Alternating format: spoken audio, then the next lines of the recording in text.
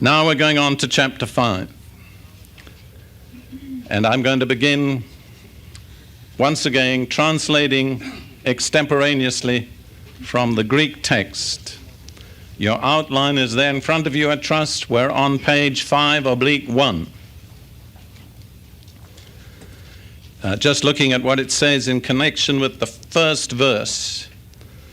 This is the first occurrence of the verb for offer or offering and the noun for sacrifice. They go together. Now we'll take the verse. For every high priest, being taken from among men, is appointed or ordained on behalf of men in things relating to God, that he may offer both gifts and sacrifices for sins. We've already looked at that verse earlier on. It would be good just to turn back in your note outline to page 2/3. Hope this doesn't confuse you. Right at the bottom of 2/3, where it says appendix to chapter 2, and then it goes to the Old Testament picture of the high priest. It then refers to Hebrews chapter 5, verse 1, and it says this: the function of a priest is to give man an ongoing relationship with God. To do this, he does two things. He offers sacrifices on behalf of man, and he receives gifts on behalf of God. And in that context, I pointed out two things which are continually brought out in Hebrews: that God does not entertain an ongoing, continuing relationship with man unless two conditions are met. First, there must be a priest. Second, there must be a covenant. And without a priest and a covenant, you may come to God in a moment of crisis or need, but you will never have a permanent, ongoing relationship with God, because that is God's basic requirement, which he will not vary. I suppose probably many of you would realize this is true in respect of a covenant. I imagine it's probably new for most of you that it's equally true in respect of a priest. See, the unique feature of the revelation of Hebrews is that it depicts Jesus as our high priest. Much of the New Testament speaks of the sacrifice that was made, the victim. But this is the only part of the New Testament that I know of that depicts the priest. But a victim without a priest is impossible. There has to be a priest to offer a victim. So the revelation of this epistle is in many ways, what should I say? It goes outside the scope of much that we're familiar with in, quote, charismatic or evangelical Christianity, and I would say without a doubt equally so in Catholic or liturgical forms of Christianity. This is an area which is almost completely overlooked, according to my observation, by the great majority of Christians and churches today. All right, now we will go back to Hebrews 5:1. I've translated that. Note the two things that the priest deals with: gifts and sacrifices. Without a sacrifice, there's no approaching God. And without a priest, you can't offer him a gift. You can't just walk up to God and slip something into his hand and say, please take that. That's not how God is approached. Going on in verse 2, the high priest that's taken from among men must be able, the translations say, to deal gently with the ignorant and those who are going astray, since he himself also is surrounded with weakness. I think the modern translations say subject to weakness, if I'm not mistaken. Beset with weakness. The King James says compassed with weakness, and that is actually right in line with the original Greek. The word that's translated deal gently, I've been trying to think of some other way to express its meaning. I think you could put in a way react tenderly, or not overreact. In other words, when the man comes to the priest and says, "I've stolen," the priest is enough of a man to know that he himself is capable of stealing. So he doesn't say, "Well, God will have nothing to do with you." He's reminded, I could have been that man. And that's why the priest that God has appointed for us knows what it is to be a man. I don't know whether, as parents, some of you may have been so far above the level of your children at some times that they could never come to you and tell you their problems. I'm sure that's not true of all, but it is a mistake that parents make. I've dealt with a good many young people who've come to me at various times for deliverance and confessed to me the most horrible things. And I've often said to them, I want you to know something about God. He is unshockable. It doesn't matter what you tell me or him, God will not be shocked. Your parents might, your friends might, but not God. And this is the point that's brought out here. This kind of a high priest is not going to get so shocked by your worst confession that he won't help you. The reason is he can say to himself, "There, but for the grace of God, go I." As a matter of fact, in my own experience again, the longer I'm in the ministry, the less I'm shocked by what I hear. 20 years ago, I couldn't have believed some of the things that I hear about people in churches. I've discovered, and I don't want to say this with any satisfaction, I've discovered that incest is common among Christians. I don't want to make an overstatement, but I've heard confessions of incest, I would say, dozens of times. Homosexuality is much more common in churches than we're willing to acknowledge. Sometimes in the leaders. Years ago, if I'd heard that, I think I would have exploded. I've just come to see sin is sin. It's not to be condoned. But it's not our business to condemn. We have a high priest who doesn't condemn us.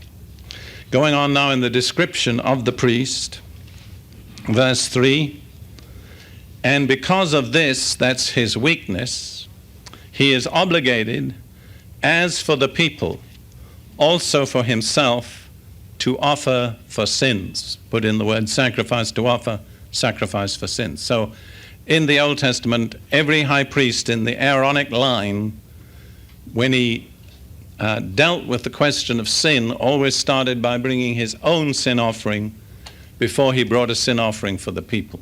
A continual reminder that he himself was subject to sin. Verse 4, and no one takes this honor for himself, but only one called by God, just as Aaron. That's a point that we need to absorb, I think, especially in our contemporary American culture. There are a lot of things in the ministry of God that are not decided by votes. No one voted for Aaron. God chose him. He didn't ask anybody's approval. He didn't put it before the board. He just said Aaron is the high priest. When his high priesthood was challenged by leaders of the other tribes, he said, we'll have an end of this once and for all. Tell every tribal head to bring his tribal staff into the tabernacle and put it up before the the ark. And then he said to Moses, go in, 24 hours later, take out the rods. And every tribal head had his name on his rod. And when Moses went in, there was one rod that had budded, blossomed, and brought forth almonds in 24 hours. And that was the rod that had on it the name of God's chosen high priest, Aaron. And God said, let that be an end, that there be no more dispute about this from now on. And I think it's very important in contemporary Christianity, even for people such as ourselves, that we learn to recognize where we don't make the decision, where it's not a matter of a congregational vote. Speaking about this congregation, and this is merely an example, I don't believe the leadership of this congregation is up for voting. And anybody that has that attitude has got a serious misunderstanding of God.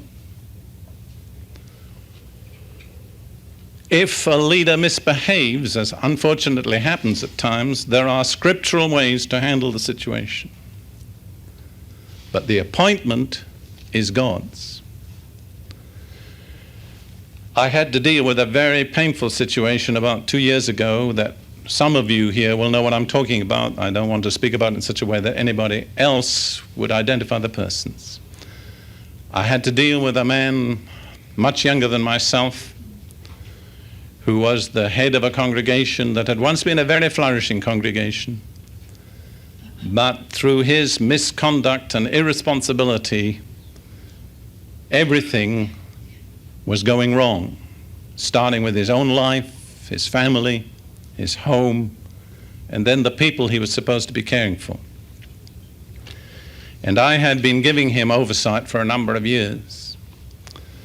And eventually I had to go to this congregation, hold a meeting of the leaders, go into the various things that had taken place in detail. As a matter of fact, Jim was there with me. And then say, I can no longer give oversight to this congregation while this man leads it. And I put the issue before the other elders. They disagreed with me and sided with the leader. About 6 months later, they changed their minds.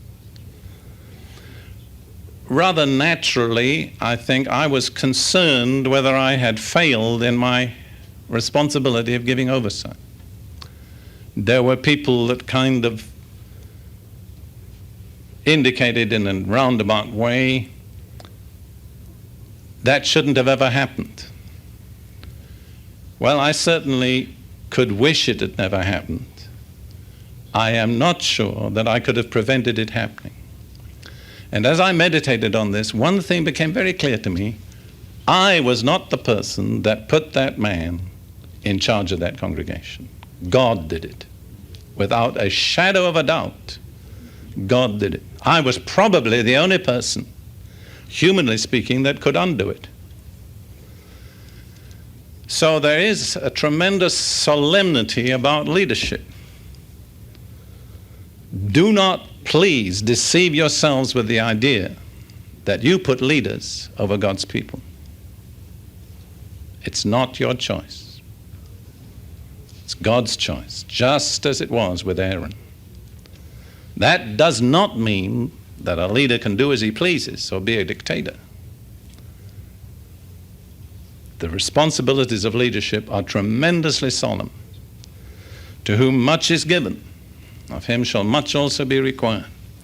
I think perhaps it's appropriate that I mention tonight that incident in that chapel in Wales when the head of the lamb with his eyes followed the speaker, every move, every intonation. As leaders, we need to bear in mind the head of the church is watching us continually. This is so contrary to the democratic, egalitarian spirit of America. It's something that has to be contested. Why is such and such a person our leader? The answer is because God made him our leader. And if God didn't, we might as well close the store. And I'm not thinking now of this congregation. I'm thinking of a third situation, which I don't need to go into. God's choices are not always man's probabilities. I'm glad they aren't.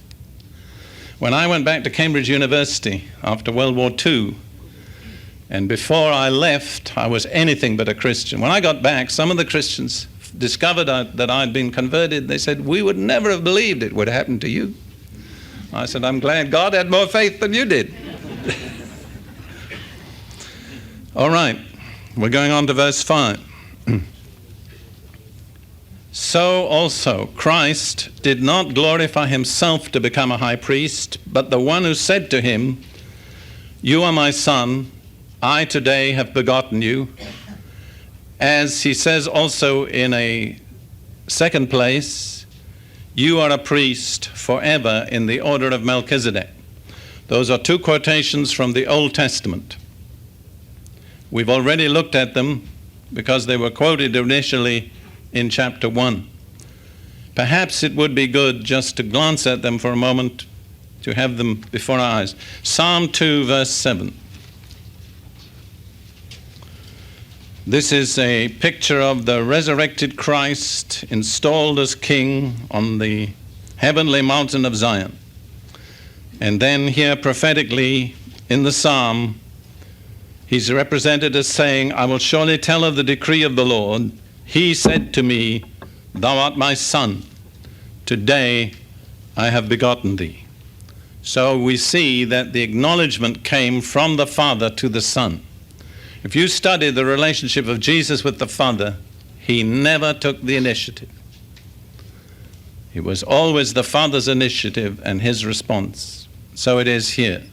The Father said to him, "Thou art my son, this day have I begotten thee." I'd like to give you another reference in the Old Testament, just for a moment, in Psalm 89.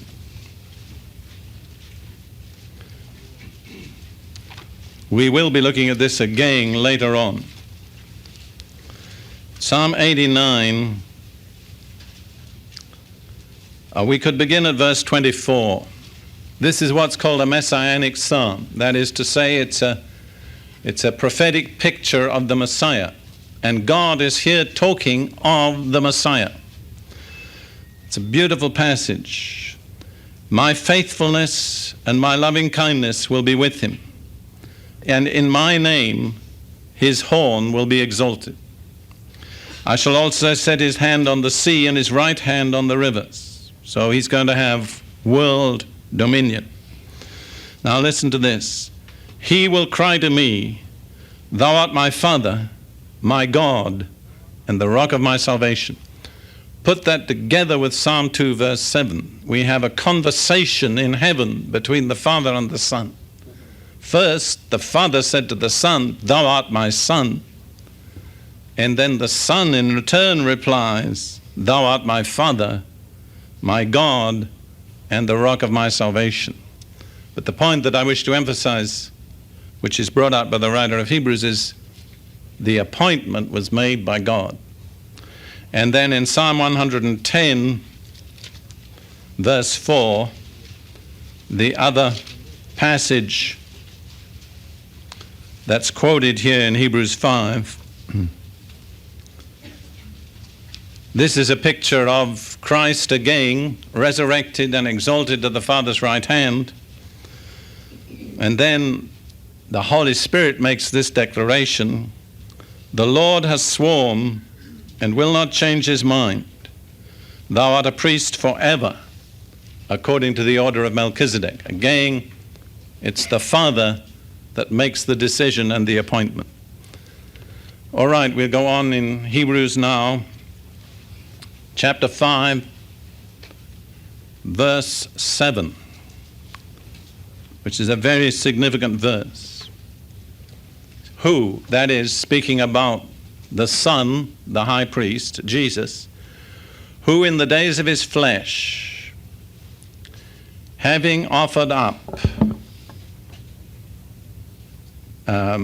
petitions and supplications to the one who was able to save him out of death with strong cries and tears. And having been heard because of his piety, I think this translation says. We'll come to that word in a moment. I don't think piety is at all a good translation. So, in the days of his flesh, that is, while he was still on earth, Jesus was a priest. But he was not a priest in the tribe of Levi. As a priest, he had to have something to offer, because all priests offer. Because he was not a Levite, he could not offer the Levitical sacrifices. That would have been out of order. So what were the sacrifices that he offered in the days of his flesh? Prayer. It says petitions and supplications. A petition is asking for something, but a supplication has a specific meaning. When you supplicate, you are a suppliant, if you know that word. And a suppliant asks for one thing only. What's that? Mercy. That's right. That's right. So supplication is pleading for mercy. In the Greek Orthodox Church, if I'm not mistaken, and there probably is somebody here who knows better than I do, at certain seasons or in certain ceremonies, they repeat again and again the words Kyrie eleison. How many of you have ever heard that? Christi eleison, Kyrie eleison, Christi eleison. Kyrie eleison means Lord have mercy. Christi eleison means Christ have mercy. There was a time when I reacted against that. And I thought, this is just empty ritual. And furthermore, I don't like the smell of incense. But I'll tell you what, the longer I live, the more I see I need God's mercy. If I were in a church where they were saying that, I would say it with all my heart. Lord, have mercy. Christ, have mercy. Have mercy on me that I'll never get so clever that I don't need your mercy. All right, Jesus offered prayers and supplications. Let's just compare for a moment Hebrews 13:15. Through him, therefore, that's through Jesus, let us offer up a sacrifice of praise continually to God. See, there is the same type of sacrifice. So, as priests, we do not offer cattle, but we do offer the sacrifice of praise, petition, and supplication. Jesus is our pattern. That's what he offered in the days of his flesh. Now, this is a very profound verse. He offered them to the one who was able to save him. I think the translation says from death. Is that right? Yeah. It's a legitimate translation, but my understanding of the events is it isn't what it means. I said out of death. What's the difference? To save a person from death would be to keep them from dying. But to save them out of death would be to let them die and bring them back to life. And that is how God answered the cry of Jesus. He did not save him from dying, but he brought him back from death. We need to turn again to Psalm 89. I should have let you keep your finger there. Psalm 89. Just verse 26, since we've already looked there. He will cry to me, the Father is speaking, thou art my Father, my God, and the rock of my salvation. That's the Son speaking to the Father. How did the Father become the rock of salvation to the Son? By what act? Only one specific word. Resurrection, that's right. He saved him out of death, not from death. So that is how the Lord, the Father, answered the prayer of Jesus. Now, let's go back to Hebrews 5:7. We haven't finished. It says that he was heard, hearkened to, And it means accepted. It doesn't mean just that his prayer was audibly heard, but it means it was heard and accepted because of his piety. Now, I don't like the word piety. I'll show you another place in Hebrews where the same word is used as a verb. In Hebrews 11:7.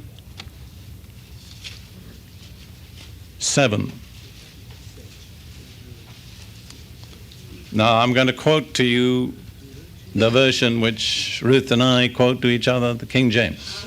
By faith, Noah, being warned of God of things not seen as yet, moved with fear, prepared an ark to the saving of his house, by the which he condemned the world and became heir of the righteousness which is by faith.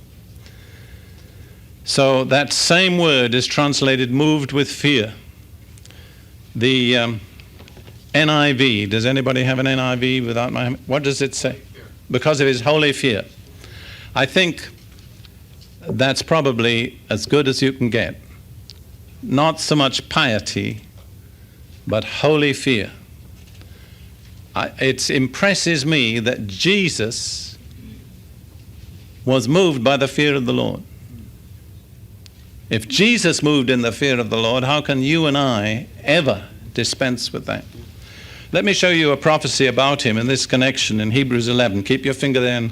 Not Hebrews 11, Isaiah 11. Keep your finger in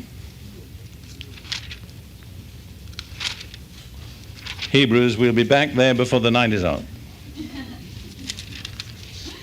All right. This is another messianic prophecy. I want to go through it quickly, but I want to bring out a point. Then a shoot will spring up from the stem of Jesse, and a branch from his roots will bear fruit. The branch from the stem of Jesse is the Messiah, Jesus. The Spirit of the Lord will rest on him, and it's the sevenfold Spirit that's portrayed in Revelation chapter 4, 5. Thank you.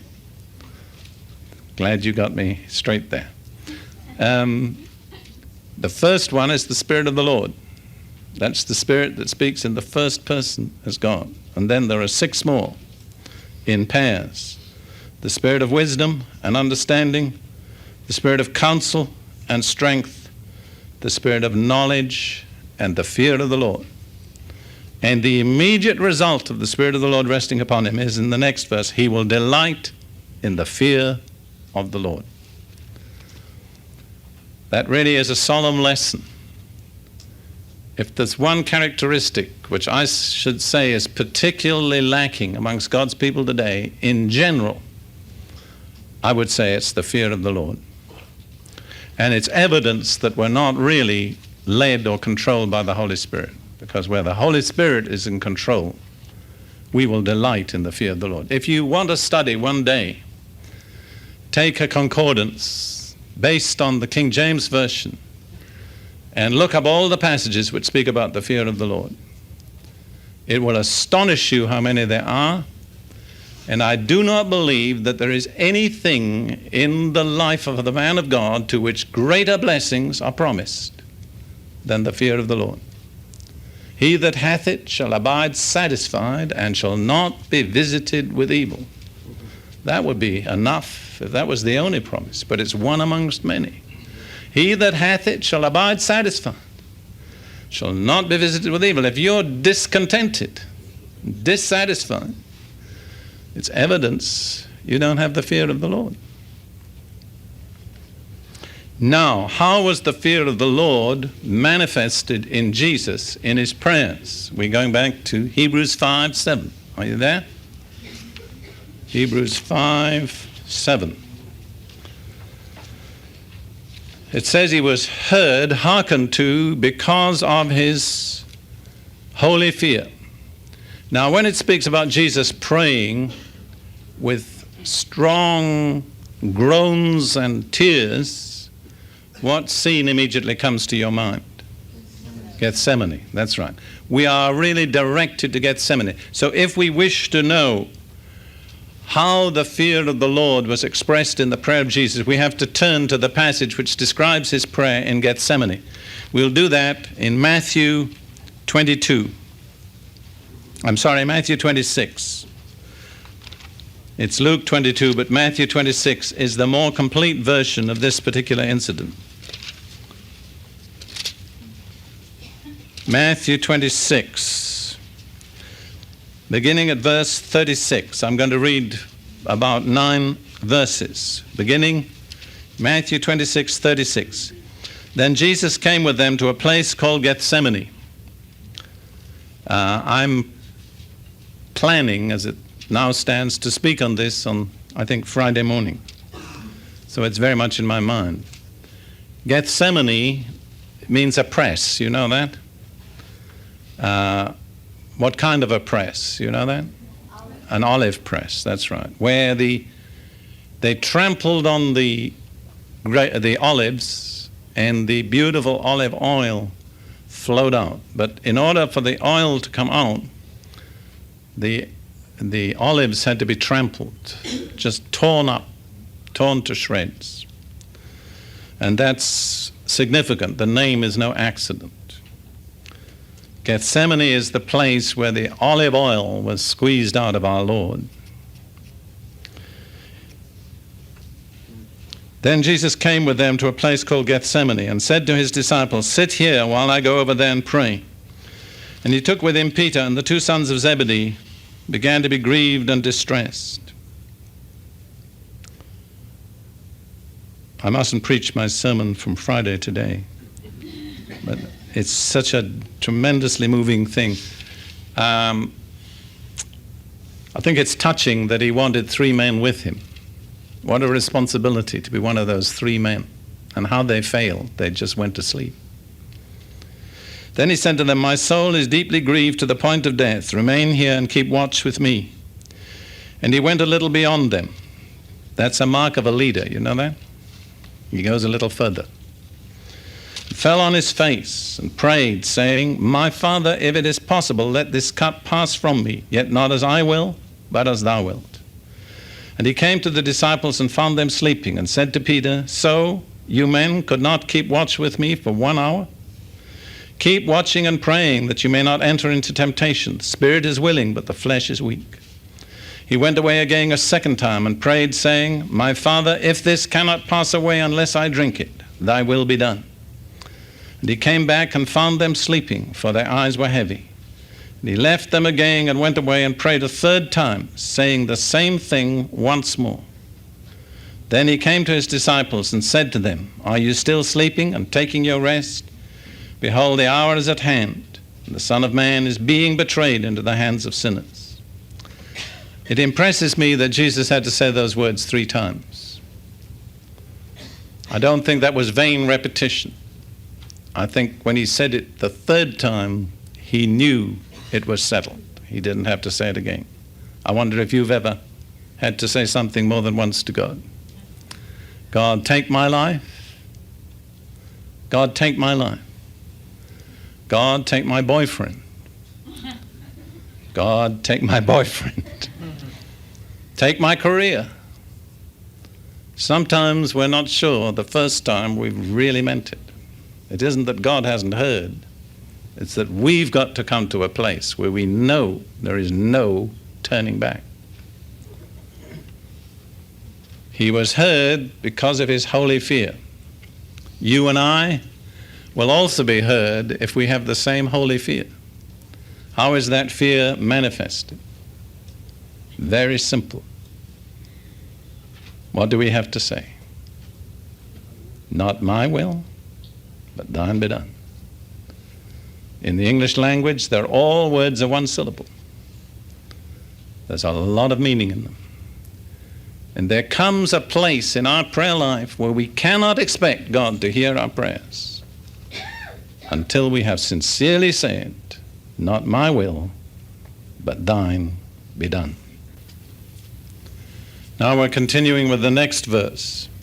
Although he was a son, he learned obedience from the things which he suffered.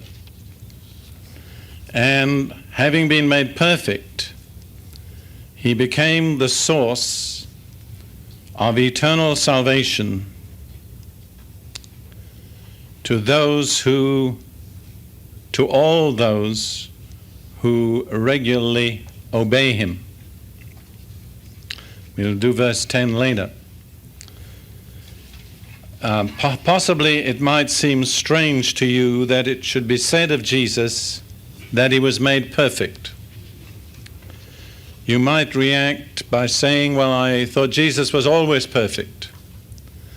So far as his sinless nature is concerned, he was and is. But this is speaking about him becoming the source of eternal salvation. And as the source of eternal salvation, he had to be made perfect. He had to go through all the things that it took to make him able to offer and be the source of salvation.